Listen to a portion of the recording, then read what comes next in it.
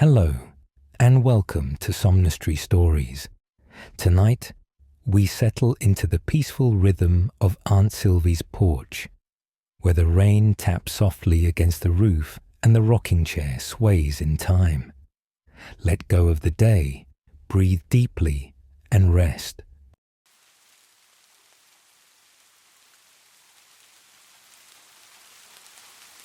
The rain had been falling since noon.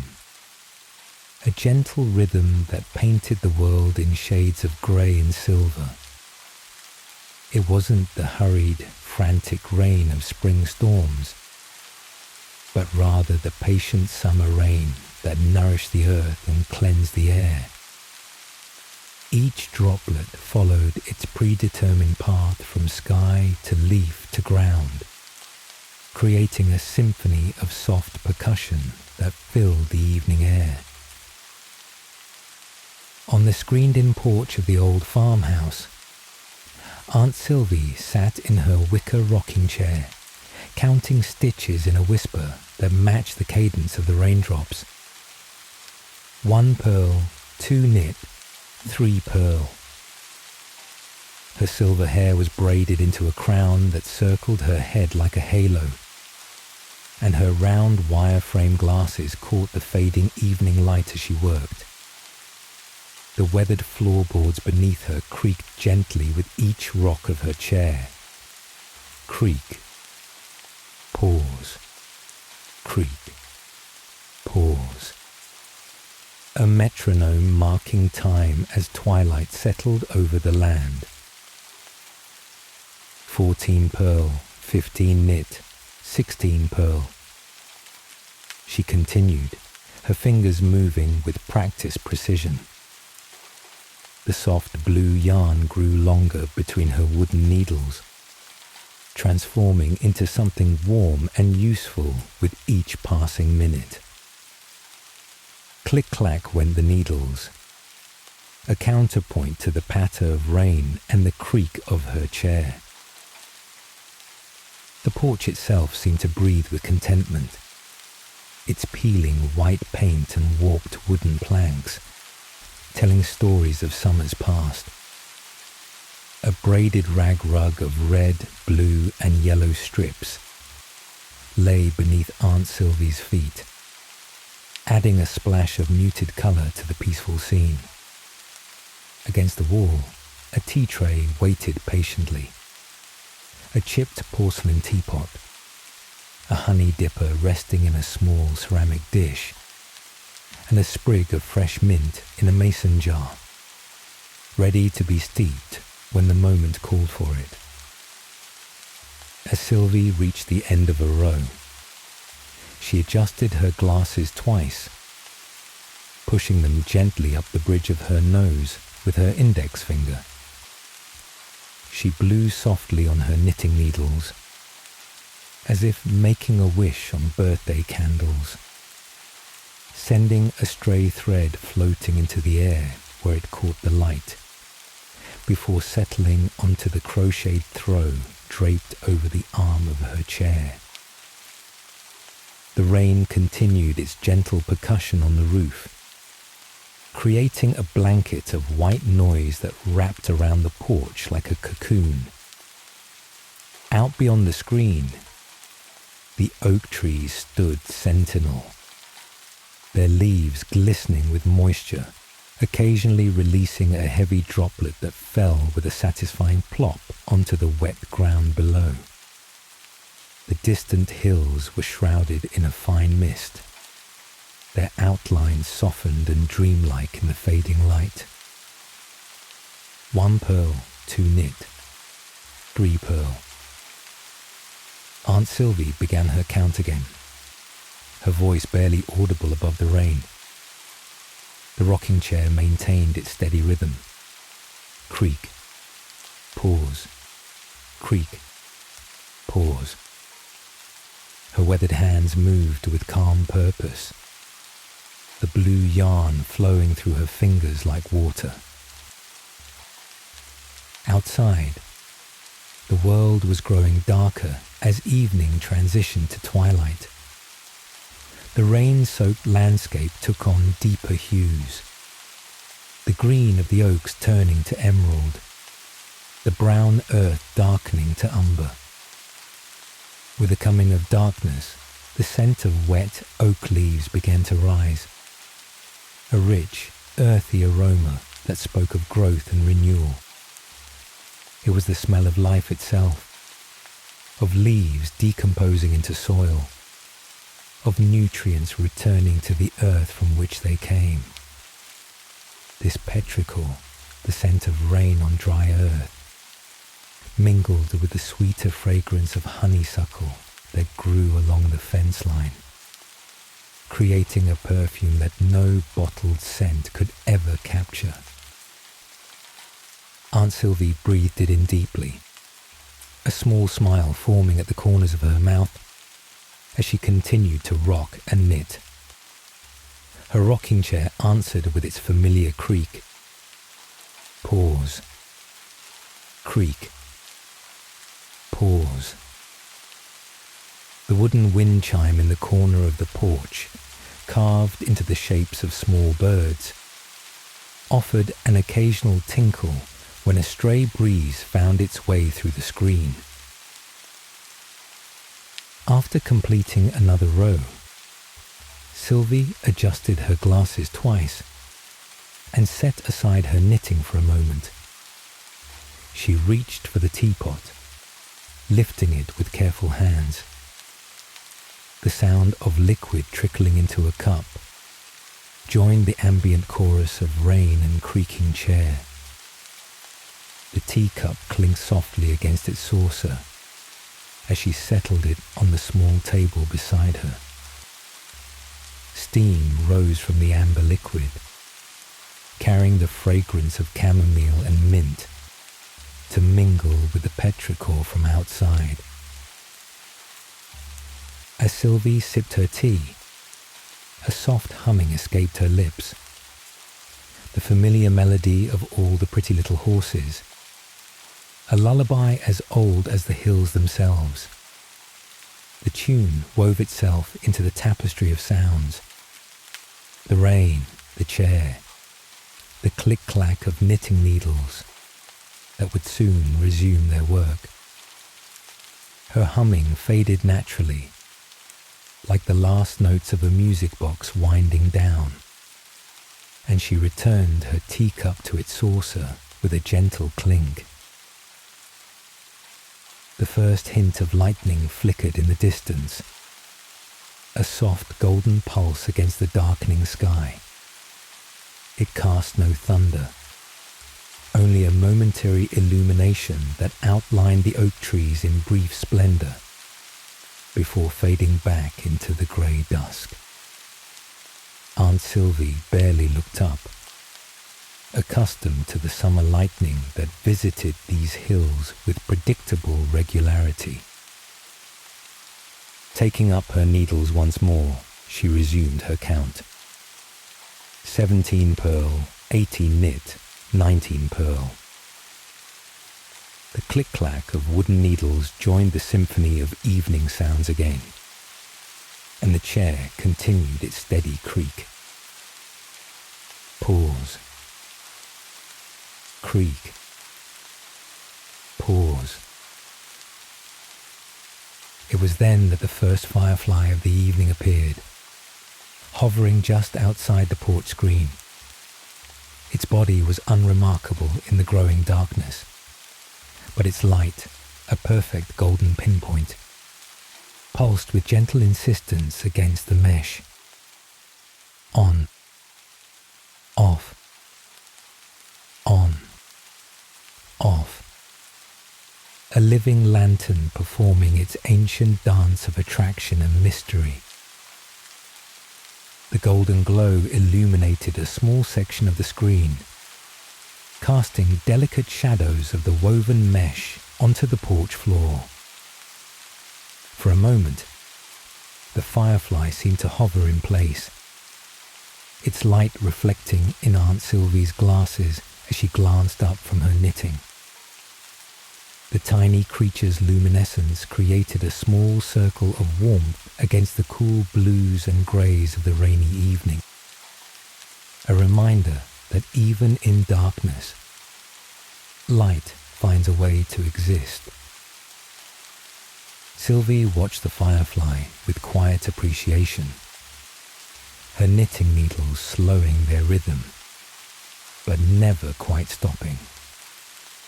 The insect's light pulsed 5 times before it drifted away from the screen, moving toward the oak trees like a miniature star following its own orbit. As it departed, the scent of wet oak leaves seemed to intensify, carried on a subtle shift in the evening breeze. The rich, earthy aroma filled the porch, grounding the moment in something ancient and elemental. The ceiling fan above Aunt Sylvie's head turned in slow, deliberate circles, its wooden blades catching the last remnants of daylight. With each rotation came a faint click-click, not an intrusive sound, but rather a reassuring marker of time passing, like the second hand of an old clock. The fan's gentle movement created the slightest stir in the air, enough to make the loose strands of silver hair around Sylvie's temples dance with each turn. Beyond the porch, the rain-soaked world settled deeper into twilight. The distant hills were now mere silhouettes against a sky the colour of lavender and slate. The oak trees stood as patient sentinels, their leaves collecting raindrops until the weight became too much, causing them to release their burden in a synchronized shower that pattered onto the ground below. This created a secondary rhythm distinct from the steady rain, a sporadic, yet somehow predictable chorus of larger drops falling from leaf to earth. Sylvie's hands, with their prominent veins and sun-spotted skin, moved through the familiar motions of knitting. Unlike the hurried hands of younger knitters, hers possessed a deliberate calm that came from decades of practice. There was no rush in her movements, no anxious energy to complete the task. The blue yarn unspooled from the willow basket beside her chair at a measured pace, becoming something new with each passing minute. 27 purl, 28 knit, 29 purl. Her counting resumed after a brief pause, the words floating on her breath like dandelion seeds on a summer breeze. The wooden needles in her hands caught the light from the distant lightning flash, their polished surfaces gleaming momentarily before returning to shadow.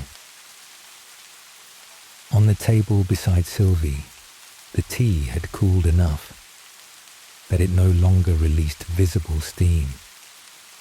The surface of the amber liquid was still now, reflecting the dim light like a mirror. The sprig of mint leaned against the inside of the cup, its leaves darkened from steeping. A single drop of honey had crystallized on the rim, catching what little light remained and holding it like a tiny amber jewel. The tabby cat, Whisker, made his presence known not through appearance, but through sound. The soft padding of paws along the hallway inside, approaching the screen door that led to the porch. A gentle thump against the wooden frame followed by a barely audible meow signaled his arrival. Although he did not enter, his proximity added another comforting presence to the scene, another living being sharing the peaceful moment. Night had nearly completed its transition now, the last vestiges of daylight surrendering to darkness. The rain continued its gentle percussion, but its sound had changed subtly as day became night, somehow deeper, more resonant in the darkness. The raindrops no longer caught the light as they fell. Instead, they were felt and heard rather than seen, becoming part of the invisible dance of evening. The distant lightning flashed again, illuminating the landscape in brief, silent tableau. For just a moment, the raindrops were visible in mid-air, suspended like glass beads before continuing their journey earthward. The oak tree's silhouette stood in stark relief against the momentary brightness, their branches reaching upward like arthritic fingers stretching toward the hidden stars. Then darkness returned, perhaps deeper than before, as eyes adjusted once more to the night. Aunt Sylvie paused in her knitting and lifted her head slightly, her attention drawn to a change in the air. The scent of wet oak leaves had been joined by a new fragrance, the sweet perfume of night-blooming jasmine that grew along the eastern side of the house. Its scent, intensified by the rain, drifted through the screened porch like an invisible visitor, bringing with it memories of summers past. Sylvie breathed deeply, filling her lungs with the complex bouquet of petrichor and flora. The faded gingham cushion beneath Sylvie shifted as she adjusted her position, releasing the faint scent of sun-dried cotton and decades of use. The fabric had long ago lost its brightness. The blues and whites softened to a uniform periwinkle that matched the twilight sky.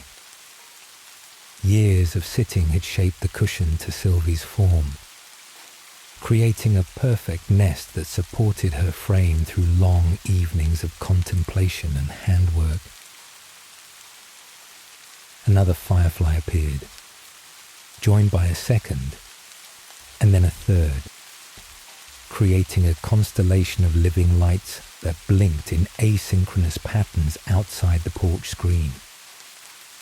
Unlike the stars, hidden tonight by rain clouds, these earthbound lights moved with purpose, their illumination a form of silent communication understood only by their kind.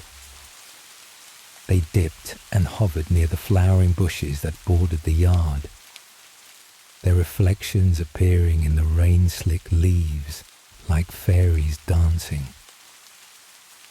Whisker's shadow passed along the bottom of the screen door, his tail creating a sinuous silhouette as he decided whether to venture onto the damp porch or return to the warmth inside. A soft paw tapped once against the screen, testing before the shadow retreated, leaving only the memory of his presence behind. The willow basket beside Sylvie's chair revealed its contents in the dim light. Balls of yarn in muted colours nestled together like sleeping creatures. Blues, greens, and soft purples lay tangled in a textile landscape, waiting their turn to be transformed by her patient hands. A pair of silver scissors with handles shaped like herons rested atop the yarn, their blades closed, their purpose paused. The rocking chair beneath Sylvie found its own rhythm, independent of her movements, yet somehow synchronized with her breathing, with the rain, with the turning of the earth. The aged wicker creaked a song of constancy and patience. Creak, pause, creak, pause. The sound contained no urgency, no demand for attention, simply a marker of presence in the growing night. Beyond the shelter of the porch, the rain had settled into a steady, gentle cadence that would likely continue throughout the night. The droplets no longer fell with individual distinction, but had merged into a continuous shimmering curtain that transformed the world outside into a watercolor painting. Edges softened, colors blending into one another with liquid ease. The oak trees had become deeper silhouettes now, their details obscured by both darkness and rain, their presence more felt than seen. The old wall-mounted kerosene lantern that hung near the screen door had never been lit in Sylvie's memory. It remained a relic of earlier times, its brass fixtures dulled with age, its glass chimney clear but empty of flame. In the darkness, it absorbed what little ambient light remained and held it, the curved glass catching occasional reflections from the distant lightning. The lantern's presence was a bridge between past and present, between utility and decoration, a silent witness to generations of porch sitters who had come before. Sylvie's knitting had progressed considerably since she began. The length of blue fabric that draped across her lap and cascaded toward the braided rug had taken on a distinct pattern now, a series of raised ridges and valleys that resembled waves on a calm sea. Her counting had ceased for the moment as she worked a section memorized through repetition, allowing her mind to drift in the same unhurried manner as the clouds above. The distant hills had disappeared entirely now, swallowed by night and rain and mist. Where earlier there had been a defined horizon, now there was only a gradual fading of the world into darkness. This simplification of the landscape brought with it a certain peace, a reduction of visual information that allowed for deeper focus on what remained: the rain, the porch, the rhythmic movement of hands through yarn. The temperature had dropped slightly as evening deepened, bringing with it a new layer of comfort. The air felt clean and fresh, carrying the scent of renewed earth and vegetation. This slight cooling brought no discomfort to Sylvie, wrapped as she was in the familiar weight of her floral dress and denim apron, with the crocheted throw within easy reach should she need additional warmth. The braided rag rug beneath Sylvie's feet contained its own stories. Each strip of fabric had once been something else: a tablecloth, a child's outgrown shirt, a faded curtain. Now these pieces coexisted in a new form, their original purposes transformed but not forgotten. Sylvie's slippered foot rested upon a spiral of blue that had once been her nephew's denim overalls, worn thin at the knees from crawling and climbing. Beside it, a strip of yellow had been a summer dress, and next to that, a band of red had served as a kitchen towel for many years. The rug collected these memories without weight or judgment, offering them back as simple comfort for tired feet. As full darkness settled, the interior of the porch took on a quality of tranquil intimacy. The boundaries between inside and outside remained permeable through the screen, allowing the sounds and scents of the rainy night to enter freely. yet providing a distinct sense of shelter and separation. This liminal space was neither fully domesticated nor completely wild.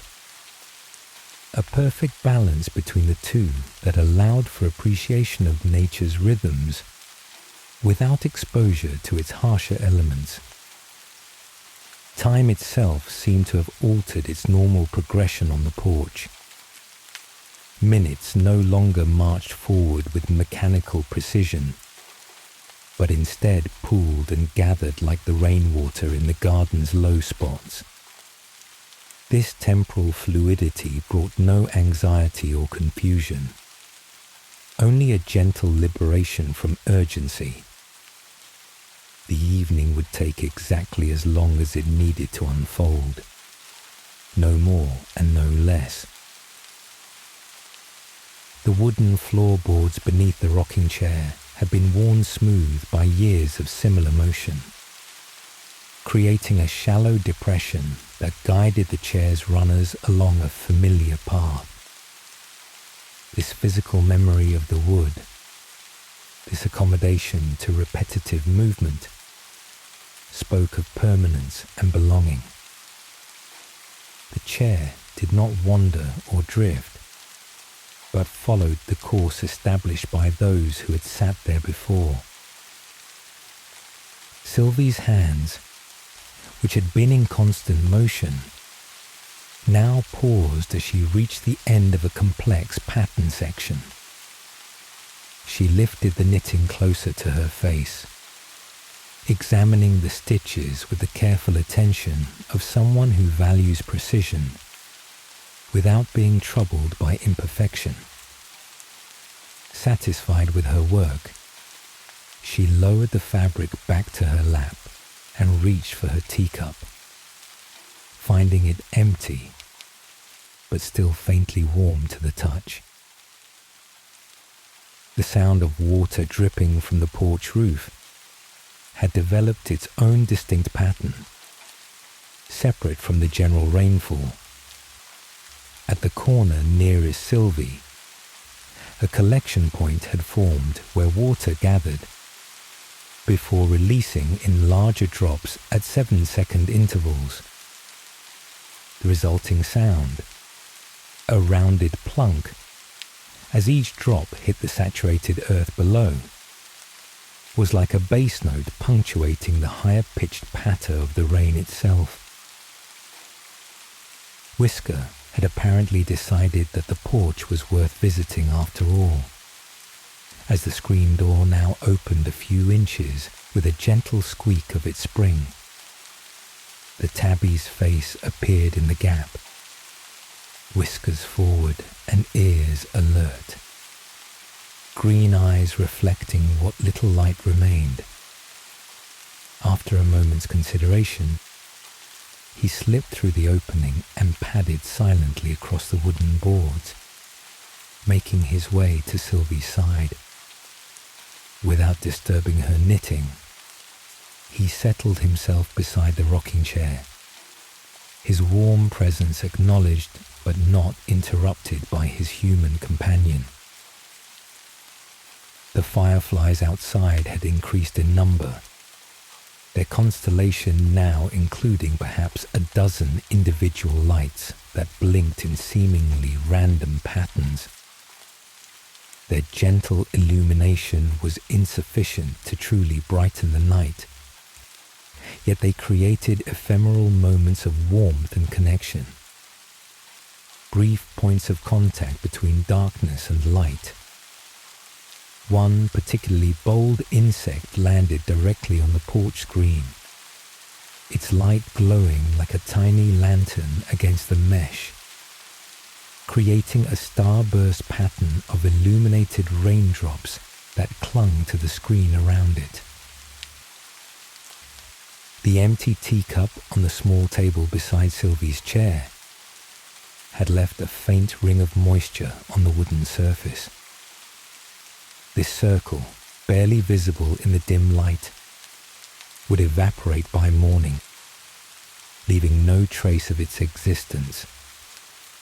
Such temporary marks were part of the porch's daily rhythm, appearing, lingering briefly, and then departing without consequence or concern. Sylvie glanced at the cup, considering whether to refill it, but decided to let it remain empty for now, content with the taste of chamomile that still lingered on her palate. The old wicker basket at her feet contained not only yarn, but also several pairs of knitting needles of varying sizes, each with a different purpose. Some were slender as pencils, designed for delicate work with fine yarns, while others were thick as a child's finger, meant for creating substantial, quick-growing projects. All of them were smooth from years of use, their wooden surfaces polished by the oils from Sylvie's hands and the friction of countless stitches. They lay nested together like a collection of fallen twigs, organized in their disarray. A shelf built into the wall held a row of small potted plants, mostly herbs and succulents that required minimal care. In the daytime, these plants absorbed the filtered sunlight that came through the screen. At night, they continued their silent processes of growth and respiration, adding their subtle contribution to the air. A small pot of lavender resided closest to Sylvie's chair, its scent released earlier when she had gently brushed her fingers across its leaves before sitting down to knit. Now, the plant stood in quiet repose, its silvery green foliage barely distinguishable in the darkness. The braided rug beneath the rocking chair had gradually absorbed the day's moisture from the air, becoming slightly damp to the touch. This dampness brought out the deeper colours in the fabric strips. The reds more burgundy, the blues more indigo, the yellows warmer and more golden. The rug's texture had also softened, the fibres swelling slightly with humidity, creating an additional layer of sound absorption that muffled the chair's movement against the wooden floor. Whisker, now fully settled beside Sylvie's chair, began his evening grooming ritual. His methodical licking created a gentle, wet sound that joined the ambient chorus of rain and creaking wood. The cat's motions were unhurried and thorough, each paw receiving the same careful attention, each patch of fur smoothed and aligned. His presence added a living warmth to the scene. His steady breathing and occasional soft rumble of contentment providing yet another rhythm to the evening's gentle symphony. The night had deepened considerably now, bringing with it a sense of the world contracting to just this space, this moment. The distant hills, the neighbouring farms, even the rest of Sylvie's own house seemed to have receded, leaving only the porch as a small island of gentle awareness in an ocean of darkness and rain. This contraction brought no feeling of isolation or loneliness, only a comforting focus, a narrowing of attention to what was immediately present and perceptible.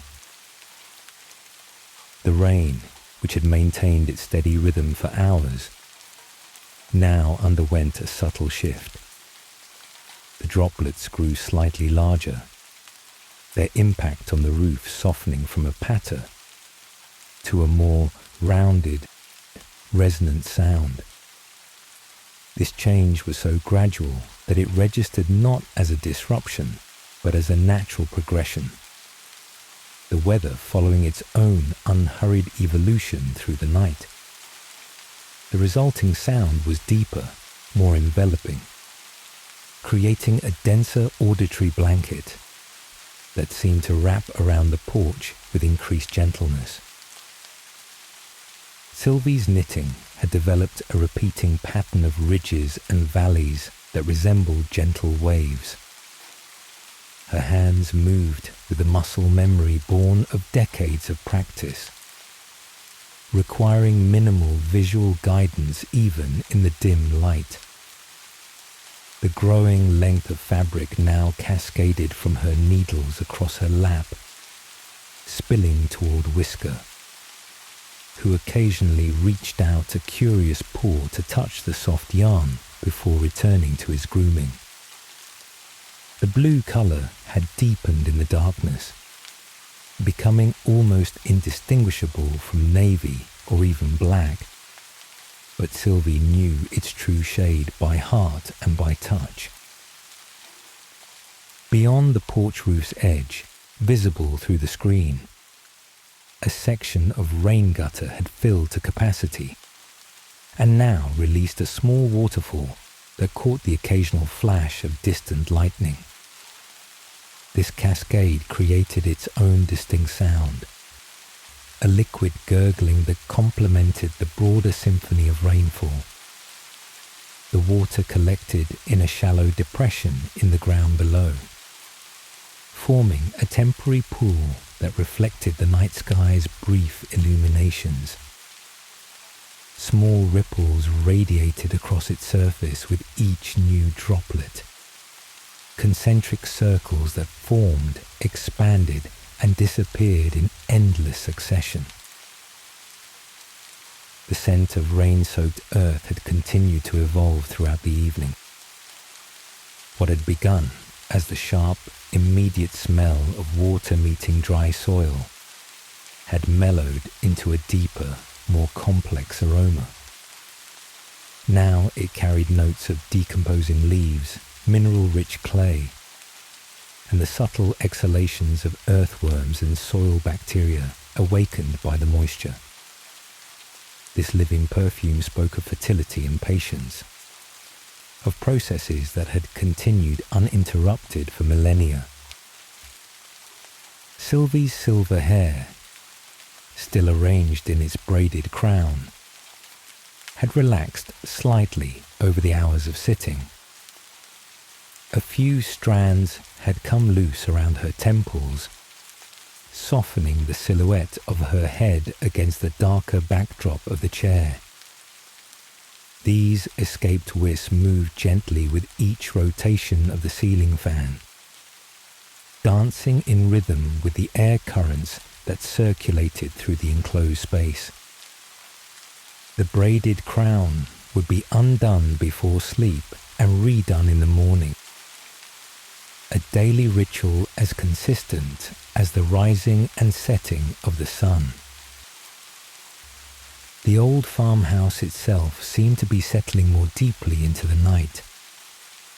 Occasional creaks emanated from within as the wooden structure adjusted to the increased humidity, its beams and joists expanding imperceptibly. These sounds were not concerning or intrusive, but rather reassuring. The voice of a well-built dwelling responding to the natural conditions around it. Like an elderly person finding a more comfortable position, the house made these small adjustments with dignified acceptance of changing circumstances. The grandfather clock in the hallway beyond the porch door chimed once, softly marking the half hour. This distant bell tone travelled through the air like a gentle reminder of time's passage without demanding acknowledgement. Sylvie didn't need to count the chimes to know the hour. Her internal clock had long ago synchronized with the rhythms of day and night, with the natural cycles that governed life on the farm. The single note hung in the air for a moment before dissolving into the tapestry of rain sounds, absorbed and integrated.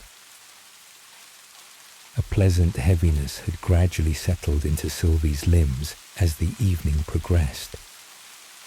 Not the discomfort of fatigue, but the satisfaction of a day well lived, of physical engagement with the world through meaningful work and careful attention.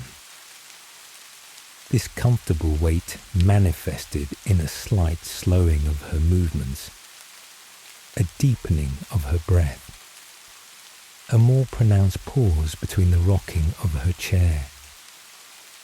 Her knitting continued without interruption, but its pace had mellowed, becoming even more deliberate and measured.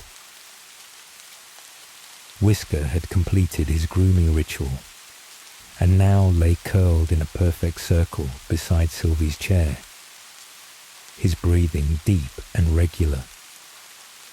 The tip of his tail occasionally twitched, the slightest movement, barely perceptible, as he drifted toward sleep without quite surrendering to it completely. His fur appeared silver-grey in the darkness, his distinctive tabby markings temporarily hidden by night's monochromatic palette. His presence added a living warmth to the scene, a companionable sharing of space that required no words or actions. Outside, the constellation of fireflies had begun to disperse, individual insects drifting away on their own mysterious errands until only a few remained, their intermittent glowing creating a more scattered pattern across the yard. Their departure was neither sudden nor concerning, but simply part of the night's natural progression. Their brief illumination a gift rather than a permanent condition. Those that remained continued their gentle signalling, golden pinpoints against the vast darkness. The rain had found its nighttime voice, deeper, more resonant than its daytime patter, carrying the subtle harmonics that emerge when sound travels through cooler air and quieter surroundings. Each droplet contributed to the collective music, none individually remarkable, yet essential to the whole composition. This consistent percussion promised to continue throughout the night, a reliable presence that would accompany dreams and periods of wakefulness alike. The blue yarn in Sylvie's lap caught the occasional reflection from the distant lightning, revealing glimpses of the intricate pattern her hands had created throughout the evening. The completed section now showed a series of diamond shapes nested within each other, reminiscent of quilt patterns passed down through generations. The fabric was substantial yet delicate, practical yet beautiful. A physical manifestation of time and care made visible through the simple act of looping yarn around needles in specific sequences. The temperature had settled into its nighttime register, the air cool enough to be refreshing without creating discomfort. This coolness emphasized the contrasting warmth of the knitted throw within reach, the soft weight of Sylvie's apron across her lap, the living heat emanating from Whisker's curled form nearby. These temperature variations created a microclimate of perfect balance, neither too warm nor too cool, but precisely right for extended comfort.